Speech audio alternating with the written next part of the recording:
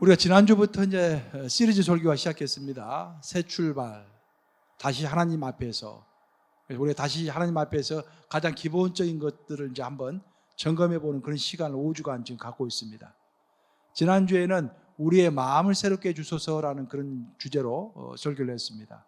오늘은 우리의 소명, 우리의 사명을 새롭게 해주소서라는 그런 제목으로 우리가 어떤 사명을 가지고 살아야 할 것인지 우리의 사명을 한번 점검해보는 그런 시간을 갖도록 하겠습니다. 사람은 누구나 바쁘게 삽니다. 학생은 공부하느라 바쁘고, 또 사업하는 사람은 사업하느라 바쁘고, 또 직장인은 일하느라 바쁩니다. 가만히 보니까 은퇴하신 분들도 굉장히 바쁜 것 같아요. 그렇죠? 은퇴한 분들은 좀 한가할 것 같은데 은퇴하신 분들도 나름 굉장히 바쁩니다. 근데 정말 중요한 것은 우리가 얼마나 바쁘냐가 중요한 것이 아니라 우리가 무엇을 위해서 왜 바쁜가라는 것들을 생각해 보는 것이 참 중요할 줄로 믿습니다. 복음서를 읽어보면 우리 예수님께서 공생애를 시작하시기 바로 직전에 마귀가 예수님을 시험하는 장면이 나옵니다. 마귀는 예수님을 세 가지로 시험하셨습니다. 근데 첫 번째로 시험하신 내용이 예수님에게 이렇게 말합니다. 이 돌덩이가 떡이 되게 해보아라. 그렇게 이야기합니다. 이것이 첫 번째 질문의 이유는 굉장히 중요하다 그런 말이죠. 세 가지 질문 중에서 가장 핵심적인 질문이다라는 것입니다. 예수님에게 있어서 가장 위협적인 질문이었던 것입니다. 왜 이 질문이 예수님에게 가장 위협적인 질문이었을까? 그것은 이 질문은 예수님의 삶의 목적의식을 돌리려고 했던 그런 유혹이기 때문에 굉장히 치명적인 질문이었습니다. 예수님은 에너지가 굉장히 많으셨죠. 능력이 출중하셨습니다. 온 우주적인 능력을 가지고 계신 분이었습니다. 근데 그 능력을 자신의 삶의 목적과 이배된 하나님이 기뻐하시는 그런 목적으로 사용하지 아니하고 엉뚱한 곳에 그 목적을 사용하면은 하나님이 기뻐하지 아니하셨겠죠. 사실 돌로 떡을 만들어서 가난한 사람들을 돕는다라고 한번 생각해 보세요. 그것은 어찌 보면은 노벨 평화상을 받을 만한 그런 일입니다. 그죠? 이 세상에 이 천지에 널린 게 돌덩어리인데 그 돌덩어리로 떡을 만들어서 가난한 사람들을 도와주면은 그 얼마나 위대한 일입니까? 아주 위대하고 좋은 일입니다. 하지만 좋은 일이지만 예수님의 사명은 아니었습니다. 예수님의 사명은 자신의 몸을 십자가에 못 박아서 온 인류를 구원하는 것이 예수님의 사명이었지 떡공장 만들어가지고 많은 사람들을 먹이는 것이 예수님의 사명은 아니었던 것입니다. 그 예수님은 좋은 일과 자신의 사명을 잘 구분하셨습니다. 여기서 우리가 첫 번째로 얻어야 할 교훈이 있는 것입니다. 내가 하고 있는 일은, 내가 소중하게 여기는 일은 좋은 일인가? 사람들이 칭찬해 주는 일인가? 아니면은 하나님께서 나에게 주신 사명을 내가 붙들고 열심을 내고 있는가? 좋은 일과 사명을 잘 구분해야 하는 것입니다.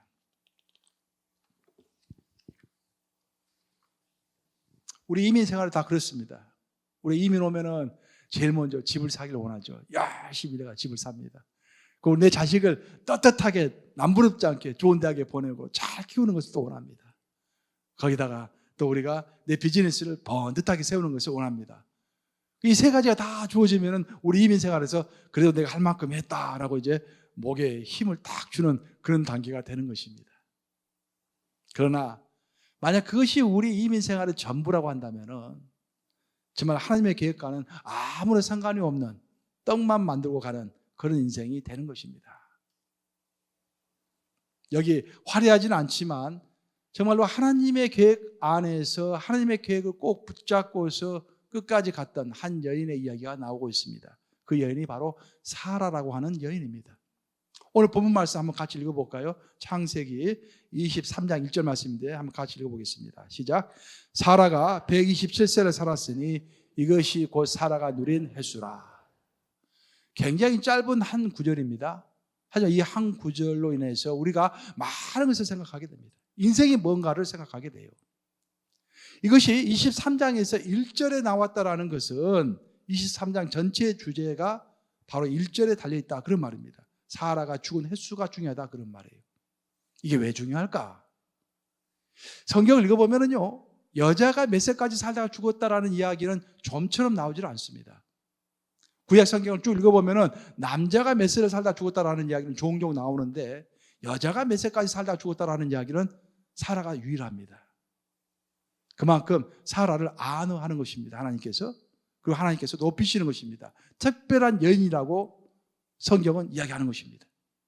그런데 놀라운 것은 뭐냐면은 우리가 사라 이야기를 익히 알고 있지 않습니까? 사라는 평범한 그런 여인이었어요. 하나님의 약속의 말씀을 믿지 못해가지고 남편과 함께 애굽으로 도망하죠. 거기서 남편과 함께 거짓말을 하죠. 우리는 부부 사이가 아니라 온유의 관계입니다라고 거짓말을 합니다. 그렇죠? 그리고 하나님께서 분명히 약속의 자녀를 준다고 약속했음에도 불구하고 그 약속을 믿지 못하고 자식이 생기지가 않으니까 자신의 몸적인 하가를 자기 남편에게 주죠. 그래서 이스마엘을 낳게 합니다. 그래가지고 이스마엘을 낳고 나니까 또 시기 질투가 생기는 거예요. 그래가지고 그 하갈과 이스마엘을 광야로 쫓아내죠. 그렇죠? 정말 평범한 여인입니다. 평범한 여인. 그럼에도 불구하고 성경은 그 여인의 일생이 의미가 있다라고 이야기하는 것입니다. 그 왜 사라의 일생이 의미가 있는 것인가? 그것은 하나님의 큰 구속사적인 인류의 계획이 있는데 그 큰 계획 속에서 사라는 자신만이 감당할 수 있는 한 분야를 놓치지 않고 감당했기 때문에 성경은 그녀를 이렇게 높이 세우는 것입니다. 하나님의 계획은 사라로 하여금 이삭을 낳게 하고 그 이삭은 야곱을 낳게 하고 그 야곱은 12아들을 낳아가지고 12지파를 이루어서 드디어 이스라엘이라고 하는 큰 한 민족을 이루게 하고 그렇죠? 그래서 그 민족 가운데서 나중에는 다윗의 가문이 생기고 그 다윗의 가문을 통해서 결국 예수님이 태어나서 인류를 구원하는 것, 그것이 하나님의 큰 구속사적인 계획이었다라는 것입니다. 그 계획을 이루기 위해서는 이삭이 필요했어요. 그 이삭은 사라를 통해서 나야만 했던 것입니다. 사라는 다른 것은 잘 하지 못했어요. 하지만 하나님의 원하심을 따라가지고 아들 이삭을 낳아서 그 이삭을 잘 키운 것입니다. 자기가 감당해야 할 한 분야를 놓치지 않고 잘 감당한 것입니다. 그래서 칭찬받은 것입니다. 사라가 많은 재산을 모았다, 큰 집을 지었다, 사람들이 칭찬했다, 그런 것 가지고 사라가 높임을 받지 않았어요. 작고 평범한 일이지만 아들을 낳아서 하나님의 자녀로 잘 키운 것, 그거 하나로 크게 인정을 받은 것입니다.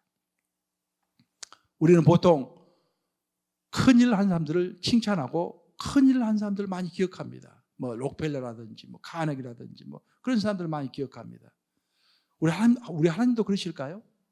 전혀 그렇지 않습니다. 우리 하나님은 큰 일을 한 자를 기억하시는 것이 아니라 하나님께서 원하시는 일을 충성되게 감당한 자를 기억하시는 것입니다. 그래서 성경을 읽어보면 예수님이 마지막 때를 말씀하실 때 이렇게 말씀하시죠. 내가 마지막 날 너희를 심판할 때 착하고 충성된 종아, 너가 작은 일에 충성했음에 내가 너에게 큰 일을 맡기리라 라고 말씀하신다고 하셨죠. 위대하고 큰 일, 인기 있는 일을 한 종아, 그렇게 말씀하지 않았어요. 저도 목회를 시작할 때 시작이 범상치가 않았어요.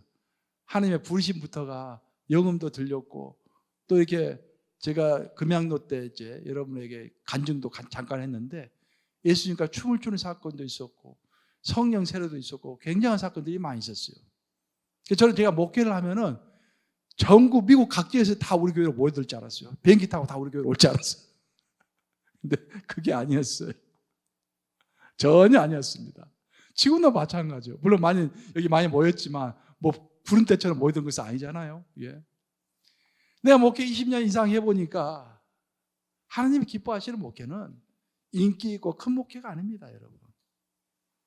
작고 충성된, 작은 일에 충성된 종, 하나님의 뜻이 무엇인지 잘 기도 중에 분별하고 인내하면서 그것을 기다리며 하나님의 뜻을 따르는 자들, 그것을 하나님이 기뻐 받으실 줄로 믿습니다. 예. 우리 기독인은요, 콜링과 아울러서 미션을 갖고 살아가는 사람들이에요. 콜링 하면 뭡니까? 부르심이죠, 부르심. 하나님은 이 세상에 많고 많은 사람들 중에서 우리를 부르신 것입니다. 하나님의 자녀로 부르신 거예요. 그것을 콜링이라고 합니다. 모든 사람이 콜링을 갖고 있어요. 하지만 콜링으로 하나님은 끝나지 않습니다. 우리가 콜링을 받아서 하나님의 자녀가 되면은요, 그 다음에 하나님은 우리를 훈련시키십니다. 그리고 우리에게 사명, 미션을 주시는 것입니다. 사명을. 자, 베드로를 비롯한 예수님의 12제자를 생각해 보시기 바랍니다. 베드로는 물고기 잡고 있었죠? 그때 예수님이 베드로를 부르셨습니다. 그리고 그를 3년간 훈련시키셨습니다. 그리고 훈련시키신 다음에 예수님이 할로 승천하실 때 그 베드로에게 또 제자들, 남아있는 제자들에게 세계 선교라고 하는 대사명을 그들에게 주셨죠. 그래서 우리 모든 기독인은 콜링을 가질 뿐만 아니라 반드시 미션을 갖게 되는 것입니다. 그 12제자는 그 미션을 가지고 있었기 때문에 그 인생 전체를 관통하는 어떤 사명을 가지고 있었기 때문에 그 사명 때문에 열정적일 수가 있었습니다. 그 사명 때문에 그 어떠한 고난이 온다고 할지라도 그 고난을 견뎌낼 수 있었던 거예요. 그 어떤 흔들림이 와도 흔들리지 않을 수가 있었던 것입니다. 왜냐하면 목숨까지 바칠 수 있는 사명이 그들에게 있었기 때문입니다. 삶의 목적이 무엇인지를 명확하게 알고 있었기 때문인 것입니다. 삶의 목적이 명확하지 않으면 조그만 바람이 불어도 막 같이 흔들리는 거예요. 바람이 조금만 불어도 막 스스로 눕는 거예요, 그냥. 삶의 목적이 명확하지 않기 때문에. 사실 삶의 목적이 명확한 사람은 다른 사람이 다 따른다고 할지라도, 태풍이 몰아친다고 할지라도 혼자 견뎌내는 것입니다. 사명이 있기 때문에 견뎌내는 것입니다. 12제자에게 있어서는 그 삶의 목적이 그들의 삶의 원동력이었습니다. 우리 삶도 마찬가지입니다. 우리에게 명확한 삶의 목적이 있다고 한다면 우리는 힘든 가운데서도 행복할 것입니다. 이제 여러분들이 저랑 신앙생활을 같이 앞으로 계속 하실 건데 하면 저에게서 제가 가장 많이 한 말 중에 하나가 희락입니다. 희락, 기쁨. 신앙이 기쁨이 없으면 힘들어요, 여러분들. 기쁨이 있어야 돼요. 근데 기쁨이 있으면 어떻게 하는가? 확신이 있어야 합니다. 확신. 확신이 있어야 기쁜 거예요. 하나님께서 나를 부르셨고 나에게 사명을 주셨다. 나는 내가 하는 일은 하나님이 기뻐받으실 만한 일이다. 그런 확신 가운데 살아가야 하는데 소명 있는 자가 확신이 있고 그 확신 있는 자가 기쁜 신앙생활을 할 줄로 믿습니다. 그래서 중요한 질문은 나는 지금 무엇을 하고 있는가가 중요한 게 아니에요. 내가 무엇을 하기를 원하는가라는 것이 중요한 게 아니라 하나님은 나에게 어떤 일을 맡기셨는가. 하나님은 내가 무엇을 하기를 원하시는가? 라는 그 질문을 상고해보고 생각해보고 마음의 확신을 가질 때 우리의 신앙이 흔들리지 않을 뿐만 아니라 기쁘게 신앙생활을 할 수 있는 거예요. 루터와 함께 종교개혁을 단행했던 인물이 멜라니톤이라는 인물입니다. 멜라니톤이 이제 루터보다 나이가 훨씬 젊어요. 근데 루터는 멜라니톤을 친구로 얘기했습니다. 그 두 사람이 함께 종교개혁을 했는데 루터는 행동가로서 앞장섰고 멜라니톤은 그 루터의 사상을 뒤에서 정리를 해줬습니다. 사상가로서, 신학자로서 그 행동을 뒷받침해 준 거예요. 학문적으로 뒷받침을 해준 것입니다. 루터는 죽을 때 그런 유언을 남기고 죽었습니다. 먼저 죽었는데 내가 죽으면은 멜라니톤이 내 옆에 묻히도록 하라.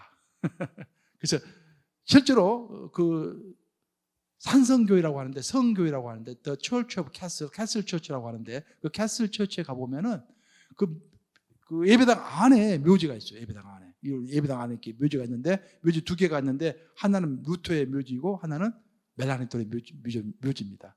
실제 이렇게 둘이 딱 같이 붙였어요. 이렇게. 제가 멜라니톤 생가를 한번 방문했어요.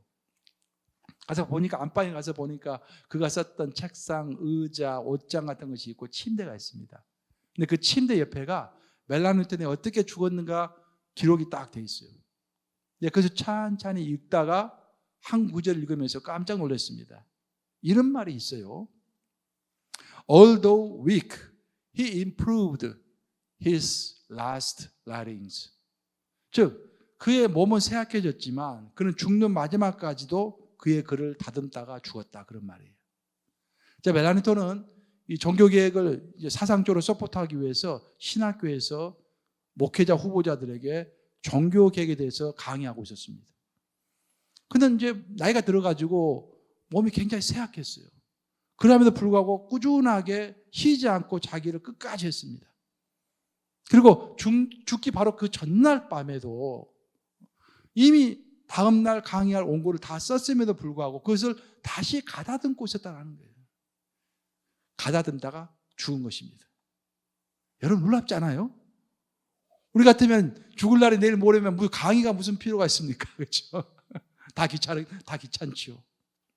멜라니토는 끝까지 하나님께서 자기에게 주신 사명은 루트를 도와서 종교개혁을 완성시키는 것인데 자기에게 주신 하나님의 달란트는 강의하는 것이고 설교하는 것이기 때문에 그것을 통해서 끝까지 종교개혁을 이루기 위해서 마지막 죽는 순간까지도 강의록을 정리하다가 임프루브 하다가 죽었다라는 거예요.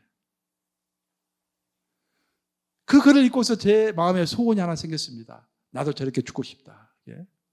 끝까지 하나님의 일을 하다가 죽고 싶다. 직장에는 정년이 있습니다. 하지만 하나님의 사명에는 정년이 없어요. 여러분, 죽는 그날까지 우리가 하나님의 사명을 붙드는 것입니다. 성경을 읽어보면요, 많은 경우에 하나님 젊었을 때 사람을 부르지 않습니다. 대부분의 인생의 후반부 때 하나님께서 사람을 부르세요. 자, 아브라함은 하나님이 몇 세에 부르셨습니까, 여러분? 손 들어보세요. 아는 사람 손 들어보세요. 아유, 성령 실력이 아브라함 75세 때, 그죠? 75세 때 하나님이 아브라함 부르셨어요. 그럼 모세는 하나님이 몇 세 부르셨습니까? 80세. 그러면은 갈렙은 이 산지를 내게 주소서 몇 세에 말했습니까? 85세. 그러면 사도 요한은 그 유명한 요한계시록을 몇 세에 썼을까요? 딱 감이 오지 않습니까? 지금 5년 단위로 좀 이야기가 내려오고 있잖아, 지금. 아브라함은 75세, 모세는 80세, 그리고 갈렙은 85세, 그러니까 요한은 90세 요한계시록을 쓴 거예요, 여러분. 90세. 나이가 문제가 아닙니다, 여러분. 우리의 심장이 뛰고 있는 그 동안에는, 코끝에 우리의 호흡이 남아있는 그 동안에는 하나님께서 맡기실 일이 우리에게 있는 것입니다. 믿습니까, 여러분? 크게 아멘 한번 해보세요. 아멘. 네.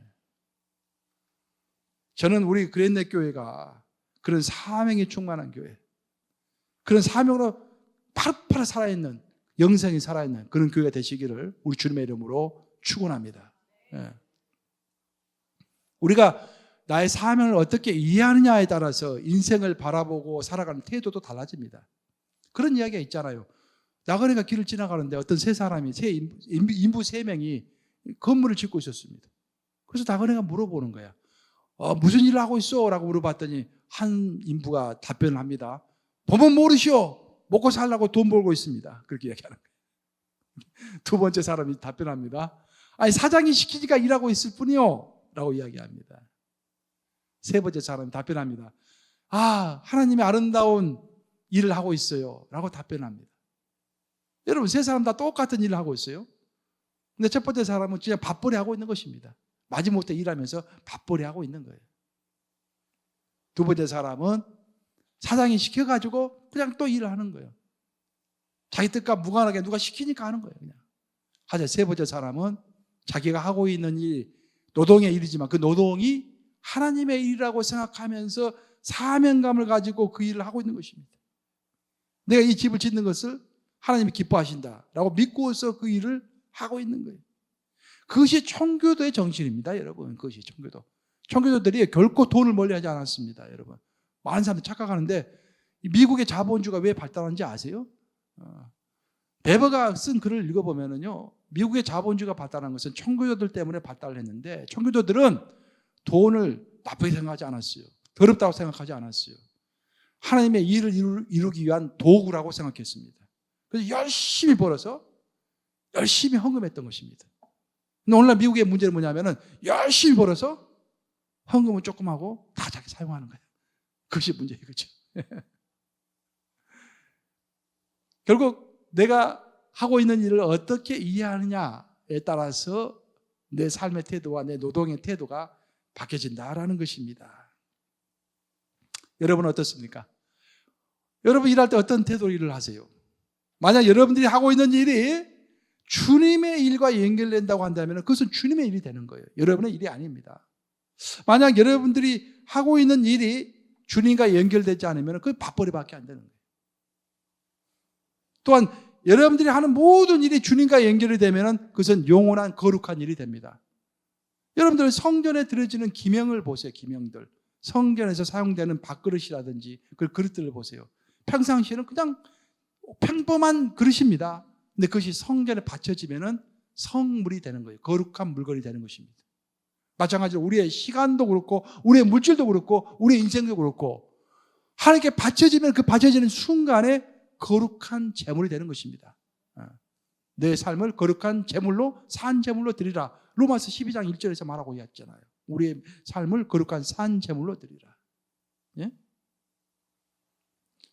모든 것이 하나님과 연결되면 영원하고 거룩한 일이 되고 연결되지 않으면 그냥 한순간을 모면하기 위한 처절한 몸부림밖에 정말 가련한 처절한 몸부림밖에 되지 않는 것입니다. 그래서 내 비즈니스, 내 삶, 내 재물, 내 재능 하나님과 연결시켜야 합니다. 하나님과 연결시켜야 돼요. 그래서 나는 우리 딸들 오늘 이렇게 왔네 보니까 우리 딸 둘이 왔습니다. 좀 더 인사해요. 우리 딸들에게도 항상 말해요. 우리 큰딸에게는 화가의 재능을 주셨어요. 그림을 잘 그려요. 선생도 하고 있지만 그림도 잘 그립니다. 우리 둘째 딸은 이 컴퓨터 사이언스, 그러니까 소프트웨어 엔지니어야. 그래서 이제 아마존에서 일을 하고 있습니다. 그래서 너 하나님께서 재능을 주셨으니까 그래서 하나님의 영광을 위해서 어떻게 사용할 것인지 항상 생각해라. 아빠는 너가 직장에서 꼭 필요한 사람이 되길 위해서 기도한다. 그 너가 가진 재능을 하나님의 나라를 위해서 사용하기 위해서 아빠는 항상 기도한다라고 우리 딸들에게 그렇게 이야기를 해요. 결국 내가 가지고 있는 재능과 내가 가지고 있는 재물, 내가 가지고 있는 모든 그 열정, 그것이 하나님의 나라와 연결돼야만이 그것이 영원한 His business, 하나님의 것이 된다. 그런 말입니다. 결국 우리 기독인은 여러분 3번 태어나는 것입니다. 기독인은. 자, 첫째는 몸으로 태어나요. 우리 어머니 뱃속에서 한 인간의 자식으로 태어나는 것입니다. 하지만 우리 크리스찬은 두 번째 하나님의 사람으로 세례를 받으면서 다시 태어나는 것입니다. 그렇지만 우리 크리스찬들은 또 한 번 태어나는 거예요. 뭘로? 사명으로 다시 한 번 태어나는 것입니다. 이 세상 사람들은 한 번의 태어남만 가지고 있어요. 그리고 명목적인 크리스찬들은 2번의 태어남으로 끝납니다. 하지만 실질적인 크리스찬들은 파워풀한 크리스찬은 3번째 태어나는 거예요. 여러분 3번째 태어났습니까, 여러분? 이 사람이 3번째로 태어났는지 태어나지 않았는지는 딱 보면 알아요. 그냥 항상 기쁘고 항상 열정적이고 항상 뭔가 목적이 있고 그런 사람은 3번째 태어난 사람인 것입니다. 그럼 여기서 구체적인 질문 하나를 하겠습니다. 우리가 어떻게 해서 소명을 발견할 것인가? 목사님, 나는 소명이 있는 것도 같고 없는 것도 같아요. 목사님 어떻게 소명을 발견했습니까? 라고 이제 물을 수가 있죠. 많은 사람들 그렇게 생각해요. 어떤 소명은 특별한 순간에 특별하게 오는 것으로 생각합니다. 그렇지 않아요. 물론 그럴 수도 있죠. 하지만 성경을 읽어보면 대부분의 경우는요, 성경적인 인물들이 일상의 삶에서 충실하게 일하고 있을 때 그때 하나님께서 그들에게 소명을 주십니다. 자, 베드로를 보세요. 베드로가 밤새 물고기를 잡았습니다. 한 마리도 잡지 못했죠. 하지만 밤새 성실하게 일을 했어요. 밤을 새워서 성실하게 일을 했습니다. 그리고 돌아왔더니 예수님이 고기 잡았느냐? 깊은 데로 가서 그물 던져라. 그런 다음에 고기를 많이 잡아오니까 그때 예수님이 나를 따르라라고 말씀하셨죠. 마태는 언제 예수님이 부르셨죠? 성경을 읽어보면 마태는 세리였죠. 세리. 그 세리 부스, 그러니까 세리 그 방에 앉아 있었어요. 열심히 일하고 있었습니다. 그때 예수님이 지나가다가 마태를 보시고 마태야 나를 따르라라고 말씀하셨죠. 열심히 일하고 있는 마태를 부르신 거예요. 그 사도 바울은 언제 예수님이 부르셨습니까? 사도 바울은 종교 지도자였죠. 물론 예수님을 반대하는 종교 지도자였지만 종교 지도자로서 자기의 일을 충실하게 하기 위해서 다메섹 도상, 즉 다메섹이라고 하는 시리아의 수도죠. 그 시리아의 수도로 가는 그 도상에서 길 위에서 예수님을 만나게 되는 것이죠. 전부 다 공통된 점이 뭡니까? 자기의 일을 충실히 하고 있을 때 예수님께서 부르셔가지고 그에게 소명을 주셨다는 거예요. 예수님의 제자 중에서 빈둥빈둥 놀다가 사명받은 자는 한 명도 없습니다. 다 열심히 일하는 중에 하나님의 사명을 받은 거예요. 예? 이처럼 소명, 사명이라는 것은 우리의 갈릴리, 우리의 또 이렇게 미대한 광야, 또 우리의 삶의 터전에서 주어지는 것입니다. 모세도 마찬가지죠. 모세도 장인 어른의 그 양떼를 물려받았죠. 그 장인 어른의 양떼를 장인을 대신해서 이제 관리해 주었죠. 그 일을 충실히 하고 있을 때 그 미대한 광야에서 하나님을 만난 거 아니겠습니까? 하지만 한 가지 주의할 점이 있습니다. 우리가 일상의 삶에서 충실하고 있음에도 불구하고 하나님이 나를 부르시지 않는다라고 말하는 사람들이 있어요. 왜 그럴까요, 여러분? 하나님은 부르고 있지만 내가 너무 일상의 삶에 매몰되어 가지고 그냥 하나님이 부르셔도 그것을 듣지 못하는 거야. 하나님이 손짓을 해도 그것을 보지 못하는 것입니다. 그래서 성경은 항상 깨어있으라라고 말하는 것이죠. 깨어있으라. 우리가 일상의 삶을 열심히 사는 것은 필요합니다. 하지만 너무 일상의 삶에 매몰되어 있으면 안 돼요. 열심히 살면서도 항상 길을 열어놓고 있어야 합니다. 열심히 살고 있으면서도 항상 눈을 보고 있어야 돼요. 눈을 떠서 하나님을 보고 있어야 돼요. 그러면 일상의 삶 가운데서 하나님이 우리를 부르시는 것을 우리가 놓치지 않는 거예요. 여러분들이 예를 들어서 목사님의 설교를 들었는데 어떤 말 한마디가 딱 내 가슴에 꽂혀. 저는 청년의 시절 때 내비게이터라고 하는 선교단체에 있었어요. 근데 이제 그 내비게이터 간사님이 설교를 하시는데 설교를 하기 전에 그냥 스쳐 지나가는 말로 그런 말을 했어요. 그 당시에는 김영삼 대통령이 된 다음에 세계화라는 말을 처음으로 사용했어요. 한국에서. 그래서 자꾸 김영삼 대통령이 세계화라는 말을 사용하니까 그분이 이제 그 간사님이 하시는 말씀이 요즘 대통령이 세계화라는 말을 많이 사용하는데 내가 성경을 오늘 아침에 성경 읽다가 문득 신명기 28장 1절에 세계화라는 말이 나온 것을 보게 됐다고. 그러면서 If you follow your God with all your heart, I will set you high above all the nations. 그러니까 내가 내 말을 삼가 듣고 열심히 따르면은 너를 세계 모든 민족 위에 뛰어나게 할 것이다 라는 그런 구절이 신명기 28장 1절에 있는 거예요. 그러니까 우리가 충성하면은 내가 세계 모든 민족에 한국 땅에서 뿐만 아니라 세계 모든 민족에 나를 높이 세울 것이다 라고 하나님이 선포하시는 것입니다. 그 말씀을 딱 듣는 순간 그 신명기 28장 1절 말씀이요 제 평생의 약속의 말씀입니다. 여러분, 나는 지금도 그 말씀을 들으면은 가슴이 뛰어요. 나는 한국에만 머물 사람이 아니다. 미국 가자. 전 세계를 호령하자. 그래서 미국 온 거예요. 제가 이렇게. 우리가 한국에 갇혀 있을 필요도 없고 미국에 갇혀 있을 필요도 없고 뉴욕에만 갇혀 있을 필요가 없습니다. 주님 안에 있으면 전 세계를 호령할 수 있는 거예요. 세계 모든 민족 위에 뛰어날 수가 있는 것입니다. 아멘 하십니까, 여러분? 그게 놀라운 것입니다. 약속의 말씀, 그죠? 그것은 내가 영안을 열고 있었기 때문에 그 간사님은 지나가는 말로 스쳐가는 말로 한마디를 했지만 그 한마디가 내 영혼을 울리고 내 평생에 남을 만한 약속의 말씀으로 나에게 다가온 것입니다. 그래서 우리가 항상 일상의 삶에 충성하지만 동시에 깨어 있어야 돼요. 하나님의 말씀을 들을 수 있어야 합니다. 설교들을 듣는 중에 나에게 하시는 말씀, 레이마의 말씀을 들을 수 있어야 하는 거예요. 그렇죠, 여러분? 그리고 누군가가 어떤 나에게 한마디를 했는데 그 말이 자꾸 생각이 나. 그것은 성령께서 하시는 말씀입니다. 그 사람을 통해서 성령께서 여러분에게 하신 말씀이에요. 또 이상하게 어떤 일이 계속해서 반복적으로 지금 벌어지고 있어. 한 번, 두 번, 세 번 반복되면은 그것은 하나님이 여러분에게 사인을 보내는 것입니다. 하지 말라는 사인이 될 수도 있고 하라는 사인이 될 수도 있는 거예요. 항상 민감하게 깨어있어야 하는 것입니다. 그래야 성령 음성을 들을 수 있는 것입니다. 내 부르심을 찾을 수가 있는 거예요.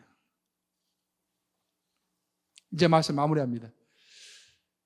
제가 이제 미국에 가서 좀 오래됐어요. 한 10년 정도 전이라고 생각되는데 이제 유명한 프로그램이 하나 있었죠. 그 서바이벌이라는 게임이 있었습니다. 여러분 기억하세요? 유명한 게임인데 그 뭐냐면은 이 사람들 모아가지고 무인도에 떨쳐놓습니다. 그리고 끝까지 살아남는 사람에게 무인도에서 끝까지 살아남는 사람에게 큰 상금을 주는 그런 프로그램입니다. 근데 그 프로그램에는 재밌는 그 규칙이 하나 있어요. 그래서 뭐냐면은 매 일주일이 지나면은 그 남아있는 사람들이 그 공동체가 함께 다 모입니다. 모여가지고 투표를 해요, 투표를. 우리 가운데 있으라 말한 사람이 누군가를 투표하는 것입니다. 우리 가운데 있어도 별 필요가 없는 사람을 투표하는 거예요. 가장 많은 표를 받는 사람은 아웃되는 것입니다. 저 그걸 보고서 깜짝 놀랐습니다. 굉장히 영적이에요, 그거. 여러분, 만약 예수님이 여러분들을 두고 평가하신다면, 또 성부, 성자, 성령께서 여러분들에게 여러분을 두고 투표하신다면 어떻게 투표하실까요? 이 사람은 내 왕국에 꼭 필요한 사람이다. 이 사람은 있으라만 하는 사람이다. 이 사람은 있으면 안 될 사람이다. 셋 중에 하나 아니겠습니까? 이 교회도 마찬가지예요, 여러분. 이 교회도 어떤 사람은 꼭 필요한 사람입니다. 어떤 사람은 있어도 되고 없어도 되는 사람이에요. 어떤 사람은 있으면 안 되는 사람이에요. 그 셋 중에 나는 어디에 속할까?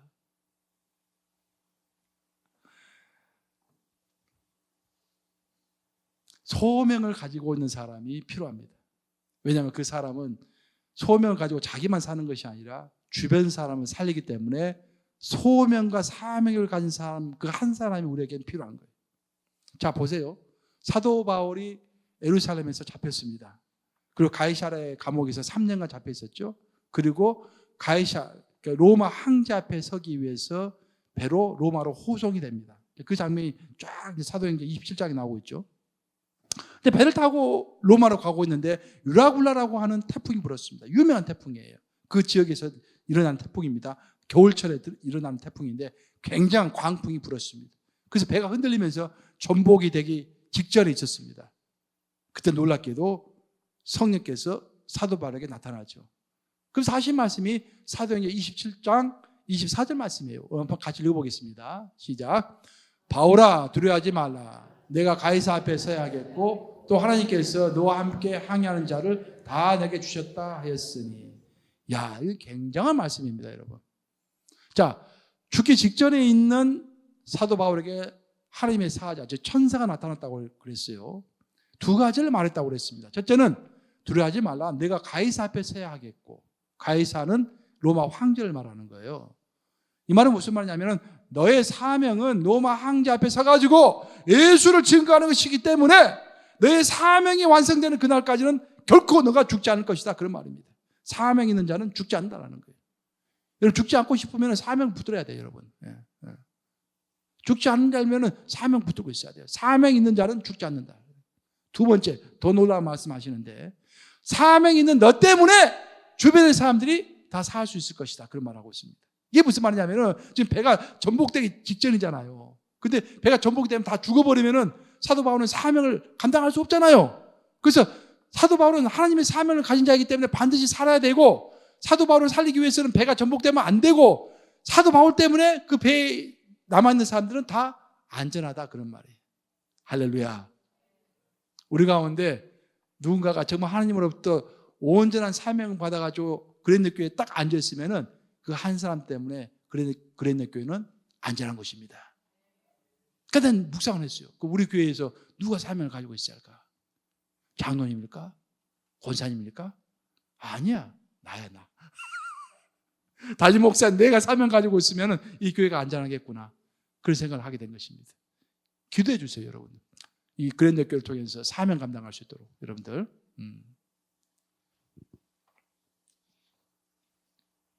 사실 사도 바울이 탔던 배에는 선장도 있었죠.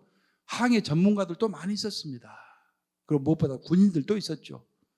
하지만 사람들이 위기에 처했을 때 그 사도행전 27장을 쭉 읽어보면요, 위기에 처하니까 놀랍게도 죄수의 신분으로서 그 배에 탄 사람 중에서 최하위 신분에 있었던 사람이 사도 바울이거든요. 사도 바울은 죄수로서 그 배를 탔으니까 다른 사람들은 상인으로서, 선장으로서, 선원으로서, 군인으로서 다 배를 타고 있는 거예요, 전부 다. 그러니까 사도 바울이 제일 밑에 있는 사람입니다. 근데 위기의 상황에 처하니까 제일 밑에 있는 사람에게 사람들이 전부 의지하는 것입니다. 왜 그럴까요? 사명이 있기 때문에. 사명이 있기 때문에. 이 말은 무슨 말이냐면은 우리가 흔들릴 수 없는 사명을 가지고 있으면은요, 지금 당장에는 내가 주변 인물일지라도 그 사명 때문에 결국 우리는 중심 인물이 될 수가 있는 것입니다. 이 세상에서 여러분들 정말로 성공적으로 살려면요, 인생의 목적 제대로 가지고 사명 가지고 있으면요, 사람들이 여러분 주위에 몰려듭니다. 전도도 그렇게 하는 거예요.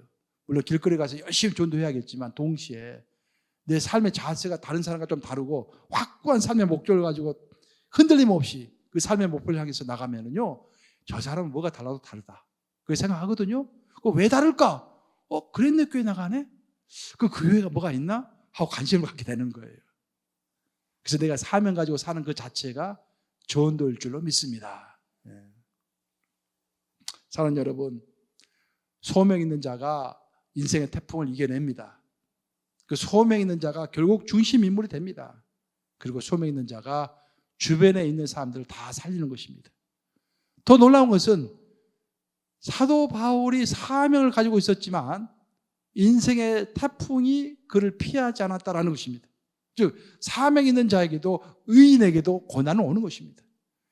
의인은 7번 넘어질지라도 다시 일어선다고 그랬지 않습니까? 즉 의인은 7번이라도 넘어질 수 있는 거예요. 우리가 사명을 갖고 있지만 넘어질 수 있는 것입니다. 하지만 사명 있는 자는 반드시 하나님이 돕습니다. 성령님이 도와주시는 거예요. 그래서 그것을 이겨낼 수 있는 것입니다.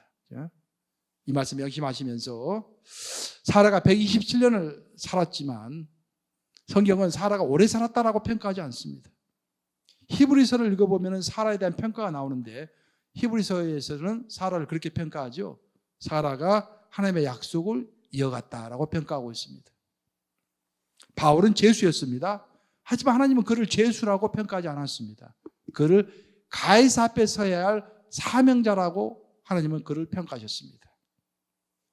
사라와 바울은 세상이 붙여주는 평가, 즉 오래 살았다, 또 죄수다, 그런 평가를 가지고 성경은 그들을 묘사하지 않았습니다.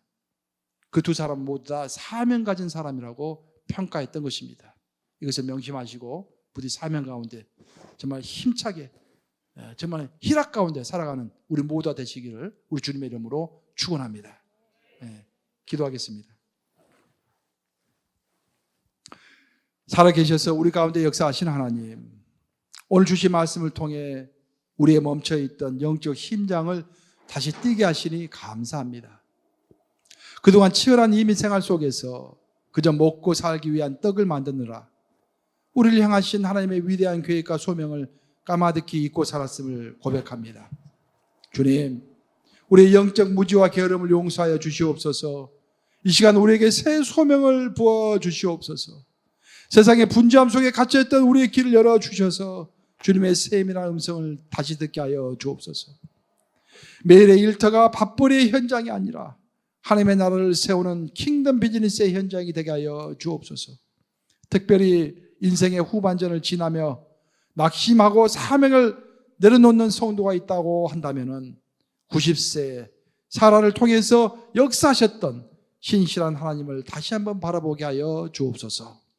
우리 뉴욕 그레인넷 교회의 모든 성도가 인생의 어떤 거친 풍랑 속에서도 사명을 붙들어 무너지지 않게 하시고, 오히려 나 한 사람의 소명 때문에 내 가정이 살고 내 일터가 살고 나의 그 소명 하나 때문에, 나 한 사람 때문에 우리 온 교회가 살아나는 그런 영적 중심 인물이 되는 놀라운 역사 있게 하여 주옵소서. 나의 내일의 삶 속에서도 하나님의 삶의 살아계심을 힘있게 선포하는 소명의 사람으로 살아가기를 결단하며 우리를 부르시고 파송하시는 우리 주 예수 그리스도 이름으로 간절히 기도드립니다. 아멘.